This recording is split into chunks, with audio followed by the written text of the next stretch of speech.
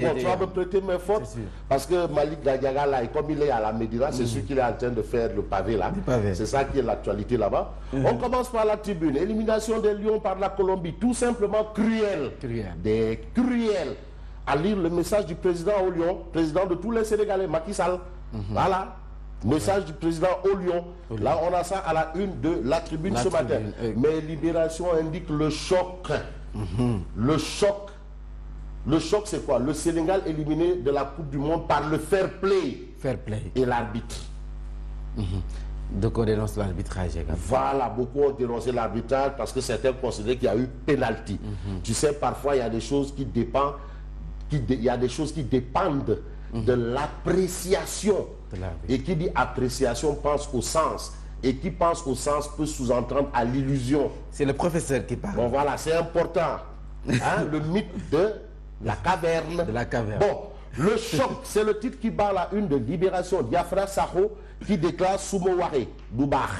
Chernoï, dégoûté. Idrissa Gana Gueye, la presse bat assez attaquée, donc point de suspension. Alfred Ndiaye, c'est injuste. Ça, ce sont les propos qu'on a justement de ce qui s'est passé hier. Et puis on a dérapage, élimination des Lions. Et bien Serigne Modou Bousso-Dieng s'en félicite.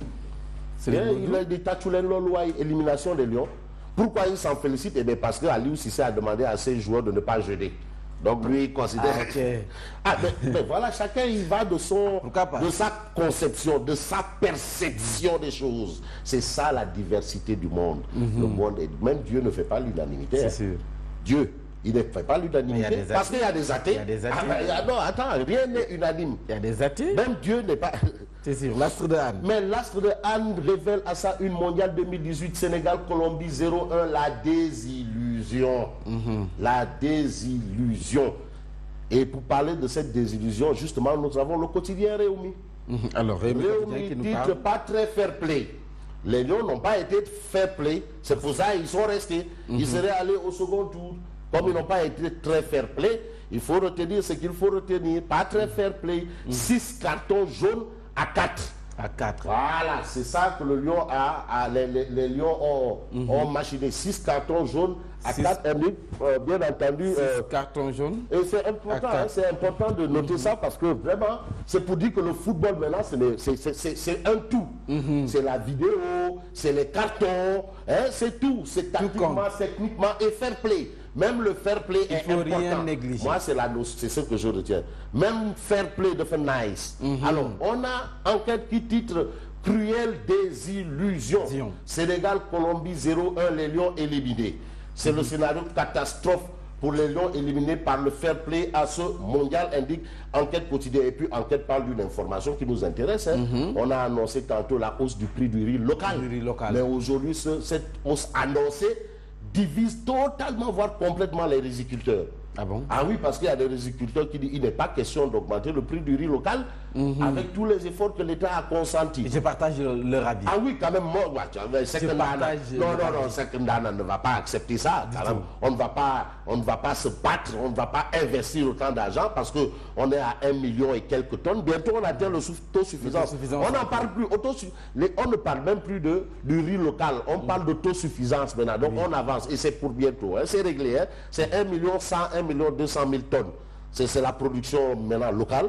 Donc on a grimpé, on est passé de 300 à 400 000 tonnes après de 1 million. Donc il y a quand même quelque chose qui a été fait. Donc parler d'augmentation du riz local, appelé par Sekendana. Tu sais comment Sekendana appelle le riz local? Oui.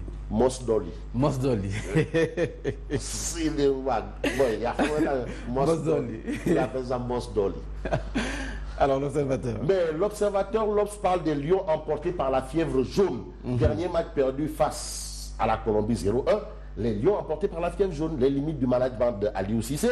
Des frustrations de Kouyaté, Diao Baldé et Diafara Sakho. Défaits par la Colombie, les Lions éliminés par 2 cartons jaunes de trop. Donc les Lions ont été éliminés par des cartons. Par des cartons. Attention, hein, parce que ça, ce n'est pas anodin. Ce n'est pas un fait anodin. Les Lions ont été éliminés par les cartons. Par les cartons. Voilà. Voilà. Et c'est ça le football. Il faut savoir gérer. Les Lions sont rentrés. Le champion en titre est rentré. L'Allemagne. Ah, le champion en titre, l'Allemagne. Hein. Et les Lions en 2002 ont renvoyé les champions en titre à leur leçon. La France, champion d'Europe, champion du monde, en titre, à l'heure qui, j'oubliais, et c'est ça. Même le ballon d'or. Hein. Même oui, attends. Il est rentré, lui. Ah oui, même le ballon d'or africain, il est rentré. Donc, le football, c'est pas compliqué. Mais il suffit de bien comprendre les enjeux. C'est important. Toujours avec philosophie. Avec philosophie. Moi, je considère que, bon point de vue, les gars se sont battus. Ah oui. Et je suis d'accord avec le président Macky Sall, qui dit qu'ils sont tombés les armes à la main. À la main. Maintenant, on va travailler d'arrache-pied. Un bon djamba. Voilà, comme il y a des infrastructures, parce qu'aussi, il faut qu'on revoie au plan local d'autres footballs aussi. Voilà. Parce que c'est bien beau, mais il faut voir, il faut une politique sportive. Le président avait promis d'emmener le budget du sport à 1% du budget national. Monsieur le président Aïtiamber.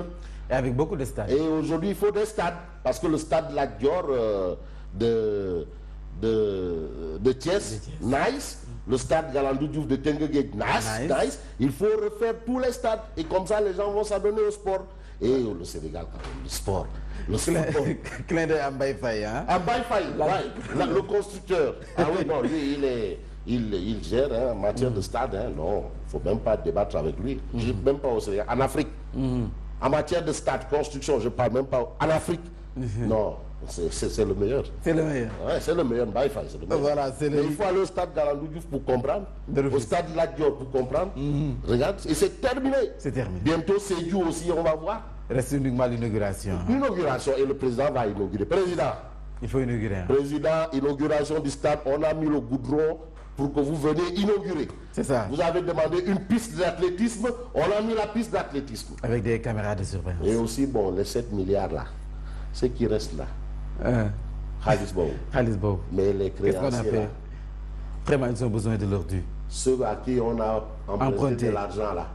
Pour la qualification. Pour la qualification, maintenant, il faut rembourser l'argent.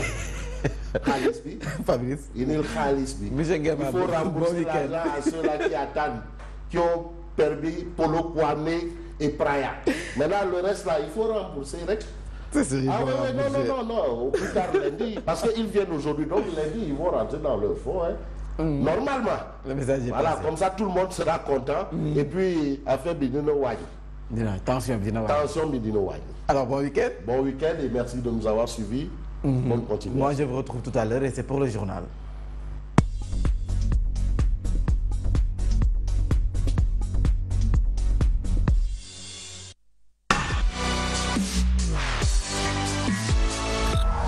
Sen TV, bienvenue chez vous.